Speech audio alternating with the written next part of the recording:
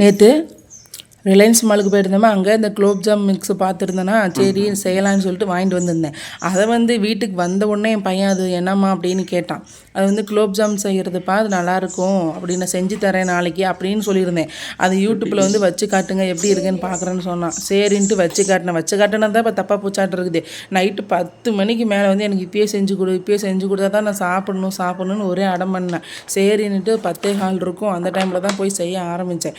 அவனும் செஞ்சு முடிக்கிறதுக்கு 11 மணி ஆச்சு. அது வரைக்குமே அவன் முழிச்சிக்கிட்டு தான் இருந்தான். செஞ்சு முடிச்சுட்டு அதை கண்ணாட பார்த்ததுக்கப்புறம் தான் போய் தூங்கினான். காலையில் எந்திரிச்சு, அம்மா என்ன செஞ்ச நைட்டு அப்படின்னு ஒன்றும் தெரியாதவனாட்டமே கேட்குறான். அப்புறமேட்டுக்கு குலோப்ஜாம் செஞ்சாச்சுப்பா சாப்பிட்லாம் அப்படின்னு சொன்னதுக்கப்புறம் போனதும் ப்ரஷ் பண்ணிவிட்டு ஒடியாந்து அதை ஒரு வாய் சாப்பிட்டதுக்கப்புறம் தான் அவனுக்கு நிம்மதியாகவே இருந்துச்சு. சூப்பராக இருக்குமா அப்படின்னு சொல்லிட்டு ஸ்கூலுக்குமே அதுதான் வேணும் அப்படின்னு சொல்லிட்டு ஸ்நாக்ஸ் பாக்ஸுக்கும் குலோப்ஜாம் 3-4 வாங்கிட்டு போகிறாரு. ஃப்ரெண்ட்ஸுக்கும் சேர்த்து வாங்கிட்டு போனால். சரி வாங்க எப்படி நம்ம குண்டு குலோப்ஜாம் செய்யலான்னு பார்த்துடலாமா. அந்த குலோப்ஜாம் இன்ஸ்டன்ட் மிக்ஸ் ஒரு பவுலில் போட்டுக்கலாம். அது உதிரியாக நம்ம கெட்டி இல்லாமல் இது பண்ணிக்கணும். நான் சளிச்சுக்கோங்க. இப்படி சளிச்சதுக்கப்புறம் நம்ம காய்ச்சி ஆற வச்ச பால் நான் சேர்த்திருக்கேன். அந்த கப்பில் 1.5 கப்பு பால் எனக்கு தேவைப்பட்டுச்சு ஒரு பேக்கெட்டுக்கு. உங்களை நல்லா லூஸாக கையில் பிசைஞ்சிக்கணும். அந்த 4 விரலில் மட்டும்தான் யூஸ் பண்ணணும். சப்பாத்தி மாவு மாதிரி டைட்டாக பிசையக்கூடாது.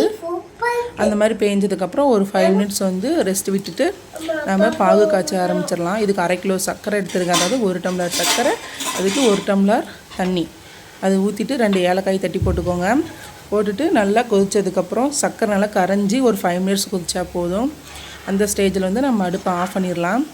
அதுக்கப்புறம் நம்ம குலோப்ஜாம் பொரிக்க ஆரம்பிச்சிடலாம். எண்ணெய் நல்லா ஹீட் ஆனதும் ஒவ்வொன்றா போட வேண்டியதாக, லைட்டாக ஹீட் ஆனால் போதும். அதே நம்ம குலோப்ஜாம் போடும் போது மீடியம் ஃப்ளேமில் வச்சுக்கோங்க. போட்டதுக்கப்புறம் மினிமம் பண்ணிடுங்க. அந்த மாதிரி எல்லாமே பொரித்து எடுத்து ஒவ்வொரு பேஜாக போட்டு நீங்கள் பொரித்து எடுத்துக்கோங்க. இந்த கலரில் ப்ரௌன் கலரில் வர அளவுக்கு மீடியம் ஃப்ளேமில் வச்சு பொரிச்சுக்கோங்க. அப்போ தான் நல்லாயிருக்கும் பார்க்க கலரை.